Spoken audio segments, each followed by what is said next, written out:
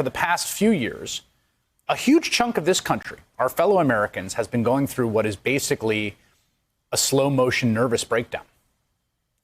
What we are seeing now, what we are confronted now in this very dark winter, with maybe 40% of the country either unwilling or unable to acknowledge the reality that Donald Trump lost the election, is the culmination of that.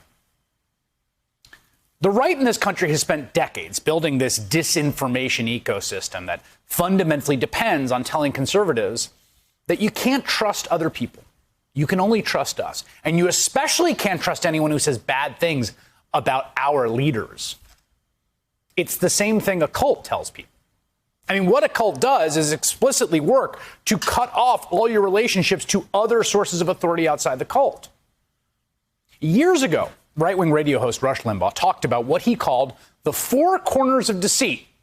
They were government, academia, science, and the media. Well, if you cut off all that, government information and statistics, the entire universe of knowledge, scientific thought, journalism grounded in actual reporting reality, what are you left with? Not much. Just what the cult wants you to believe. And all the sum of expertise and evidence, it becomes meaningless. And so here's what it sounds like when you are a member of that cult and some of the people you considered allies try to get you to break free from disinformation and just once accept reality. Trump and you are all we have left, Rush.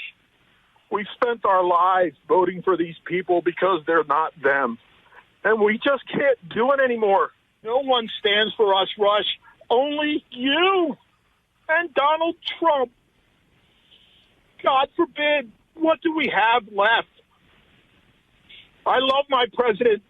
I am not a revolutionary, Rush, but I will die for my president. I'm going to be honest with you. I feel a profound sense of empathy for that man. He senses that he's been lied to and betrayed, and he has been, though not quite in the way that I think he realizes. And that can happen to almost anyone. I mean, really, really smart people, sophisticated people end up in cults. Really, really smart and sophisticated people end up believing crazy stuff. Happens all the time. I can tell you as a reporter. And this, in mass, is what happens when you spend decades untethering people from reality. It becomes very hard to get them back. And if you're sitting there listening to me with an air of judgment and self-satisfaction, I want you to take a moment to introspect. Because the fact of the matter is that all of us across the political spectrum have ideological blind spots and cognitive habits to push us inexorably towards things that confirm our priors, that make us feel good. And more than that, all of us, no matter your partisan affiliation, we all get our information about the world basically through trust relationships. If you right now watching this believe the Earth is warming because of carbon emissions, which it is, unless you are a climate scientist, you acquired that information by someone telling you about it or reading about it, and those were sources and people you trusted, and you were right to trust them. Now, that's not to say certain bedrock sources of authority are infallible, because God knows clearly they're not. I mean, I lived through the mainstream media's reporting on Iraq's weapons of mass destruction and the financial world's calm assurances about the housing bubble. But the sources people on one side of the partisan divide go to, the ones that Rush identified, the four corners of deceit, are in the end more or less engaged in a good faith enterprise. They are trustworthy on the whole. The problem is the country got a divorce and one side got custody of all the good ways to get knowledge about the world. One side of the country, a big chunk, has come to trust deeply institutions and sources that are just deeply untrustworthy. And this problem isn't unique to the United States. Rupert Murdoch basically engineered much of this predicament for a big part of the English-speaking world, though we do seem to have the worst case. I mean, we've seen the seeds of this issue on, like, climate change, where conservatives have been persuaded to ignore overwhelming evidence. Here, watch the former Prime Minister of Australia recently confront a Murdoch apparatchik about the damage he's done. The company you work for and its friends in politics like Trump and others have turned this issue of physics into an issue of values or identity. Now, saying that you believe or disbelieve in global warming is like saying you believe or disbelieve in gravity. You've turned something that should be a question of engineering and economics into undiluted ideology and idiocy, and we are paying the price in delayed action to address global warming.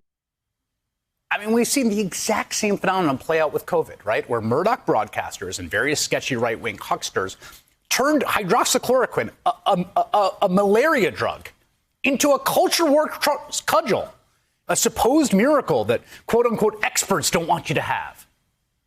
And now we're seeing it with this broad refusal on the right to accept the results of the election. And Trump wants to weaponize it. What he is trying to do is use this alternate reality to essentially produce the conditions to overturn a democratic election and end 240 years of American history. He's hoping there are enough people in positions of power in the cult to run a stake through the heart of a democracy. It's why he summoned Michigan Republican lawmakers to D.C. today for a meeting at the White House in a bid to try to get them to overturn the results in a state that Joe Biden won by 154,000 votes. And if they don't do what Trump wants, and it appears they won't, we're going to talk about that, well, then the cult members will lash out at them as globalist sellouts and collaborators with the evil empire. No one stands up for us, just the president. Just asked Georgia Republican Secretary of State Brad Raffensperger, who had the audacity to conclude that when all the votes were counted, indeed, Donald Trump lost Georgia. And for refusing to steal the election, Raffensperger has been called to resign by his fellow Republicans, both Republican senators in the state. He and his wife have received death threats, including texts telling them they deserve to face a firing squad. And to his credit, Raffensperger has refused to buckle. And today, after a hand recount, Georgia certified Biden as the winner of the state. And then Georgia's Republican governor, Brian Kemp, came out and said he would formalize the certification as required by state law. And even doing that is likely to result in a backlash. Because when any Republican or conservative tries to gently broach the basic reality, they discover that the cult members are both unable to accept the truth and eager to lash out at them for trying to get them to do so. There's no way around it. There is something profoundly broken here. And I don't know the solution to it. I wish I did. The question of whether anyone can run a democracy under these conditions is an open one. It's awfully hard to govern when 45% of the country is willing to believe liars and frauds like Rudy Giuliani and Sidney Powell when they make outlandish and nonsensical claims about elections being stolen without a shred of evidence. And a huge chunk of this country, people that we share this great nation with, people that we love, that are friends, that you probably know. I mean, fellow Americans, our fellow citizens.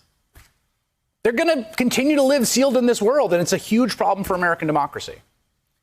All of that said, at least as of now, it is still the case that our basic institutions and laws and some of the key figures continue to be tethered, however shakily, to reality.